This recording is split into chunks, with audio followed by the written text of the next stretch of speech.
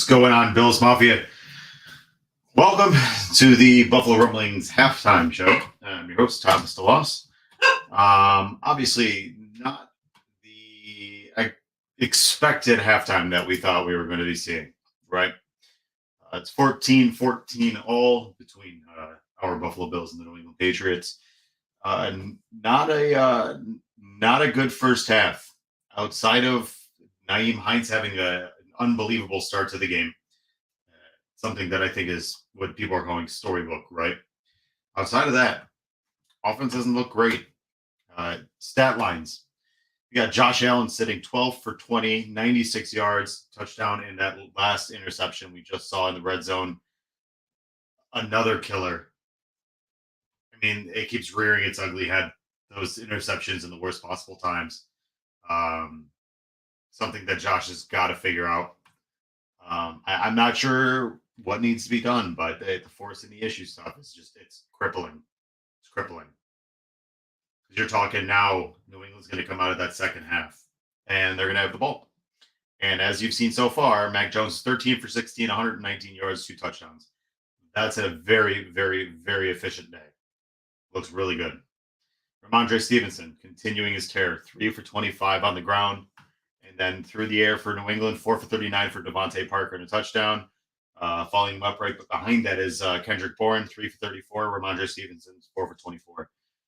Obviously, Stephon Diggs having a nice day so far, 5 for 49. Not to be surprised in terms of the fact that Diggs has a lot of targets so far. He has 7 targets, 5 catches. Generally speaking, when he has a game like the one he had before the Bengals game, they typically, if they target him less than 5, they'll typically target him over 10 the following game. Just if you look at the stats, it somehow works that way every time. What I will say, we just got to run the ball, period, point blank, period. I don't know why. You see the running is working. The running is successful. James Cook is eating. Devin Singletary is eating. Run the ball. I don't know why once we get into the red zone, we forget to run the ball. We saw it against the Bears. I mean, you saw 2 guys run the ball efficiently in that instance. I think that's something that you have to get back to. I think right now this team, the one thing that we have to take a step back, a lot of people are looking at this defense and saying, well, what's going on? This defense is getting shredded. Guys, if we take a look, and I implore you, and I'm going to bring this up in the post-game show, look at the starting roster from week 1 for the Bills defense and look at today's. That'll tell you everything you need to know as to why this defense is struggling. It's a completely different roster. Quite frankly, the defense is really getting it's just gutted. On top of that, the big issue is, and this has happened multiple times. It happened in that 3 games in 11 days when we played Cleveland and Detroit. You're talking about a team that on Monday had a catastrophic event, which first and foremost, obviously, we're all sending our absolute best wishes to Damar Hamlin, which he seems to be trending in the right direction, which is awesome. All of us at Buffalo Rumblings are thinking of him. It's fantastic that he's already got his breathing tube out because he was intubated. So that's fantastic to see. It's obviously showing that he's making massive progress. So again, we're sending huge thoughts and prayers to Damar.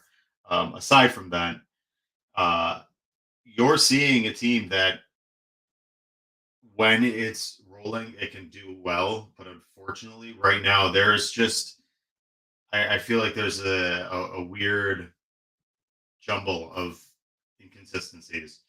I think this team can absolutely take it to them in the second half. I mean, that's one thing you will know. The Bills are a very good second half team. For some reason, they haven't been very good in the first. I just think there's a lot going on. But as you saw, they didn't, what happened on Monday night was huge. That was really, really tough on the team, and they had a week of practice that was probably just not that efficient. There was a lot going on. They were focused on Damar. They were focused on their mental health. Unfortunately, it's quite frankly a situation that you can't expect them to be at their best right now, period. Unfortunately, and it's crazy to say, but at the very minimum, the Bills are in the playoffs. Do we want the number 2 seed? Sure. Is it possible we could end up at the 3 seed and the Patriots get themselves in the playoffs? Yeah, they're playing very well today. And at the end of the day, we've seen teams come in here and play when they've had nothing to lose, like the Patriots, and have everything to gain. They come out and they come out strong. That's huge. Around the NFL, we're seeing some big time scores, big time. Right now at halftime, Tampa Bay is beating Atlanta 17-10. Minnesota's 16-6 over Chicago. And then in the AFC, Baltimore getting crushed in Cincinnati 24-7. Houston beating the Colts 17-7. Dolphins and Jets, which was expected to be a pillow fight between Skylar Thompson and Joe Flacco. It is 3-3, 14 minutes and 21 seconds in the third. And then Carolina, obviously, in New Orleans, just playing a real fun 7-0 game. So, guys, again, I wouldn't read too much into that first half. Unfortunately, there's a lot of things that they're working through. The one thing I will say is I think Josh needs to stop forcing the issue. That interception crushed them at the second. And you needed to get points. Whether it's a field goal, whether it's a touchdown, whatever you need to do, you need to do it. You got to fix it up. That's a big, big issue that they need to clear. I truthfully think that this week has just been an anomaly. I mean, guys, here's the thing. This season alone has been an anomaly. If you look at everything that's gone on, from Kim Pagula's health to Dawson Knox's brother to both of the snowstorms to the shooting at the Buffalo Tops to the fire for that family that just happened recently, to Damar Hamlin, all the injuries that they've dealt with, the illness, everything in between. I don't think they've ever dealt with anything like this. So they're trying to work through a lot of things. They have a talented roster that they're trying to kind of fix. I think it's one of those things that you're just going to have to be patient. You're going to have to, I know, be patient is tough because right now it's right on the playoffs doorsteps. But, it might take them in this game to get rolling into the second half. And then I think you're going to see Josh kind of explode. The defense needs to get itself in check, but you've seen that a lot of times in the second half. They were able to make adjustments, clear things up, and fix what they need to fix. We're about 9 minutes. Looks like we're almost going into the second half. It's only about 12 minutes or so we'll keep going a little bit longer. By the way, guys, make sure you're tuning into the Buffalo Rumblings post-game show. It's a call-in show. I get the opportunity to get to talk to a lot of you guys. You can call in, tell me what you're thinking, tell me what you're feeling. If you want to say your best wishes to Damar, hop right in. If you want to tell me what you thought about the full game, obviously, you can do that too, and what you're expecting towards the playoffs. But obviously, there's a lot to be desired here in this game. It's a game that I think the expectation for the Bills was high because they're a good team against the Patriots team that struggled. But I think the expectations needed to be reined in because of just what they've gone through. Realistically, if you look at this Bills team, yes, they are uber talented, but this week has been something most teams will never have to deal with. Do they need to show up that run defense? Yeah, I think so.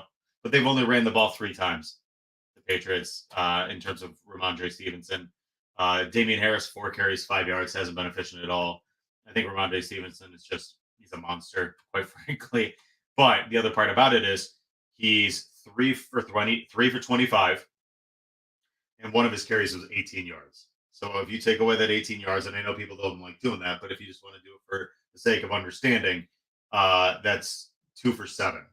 So carrying about 3.5 yards a clip. So I think there's room for this Bills team to come out in the second half. Just like Richard Rush said, better come out strong. You have to. This is a game that you need. That number 2 seed is vastly more important than number 3 seed. I don't know what the matchup's going to look like. I think it potentially the 2 seed could be. I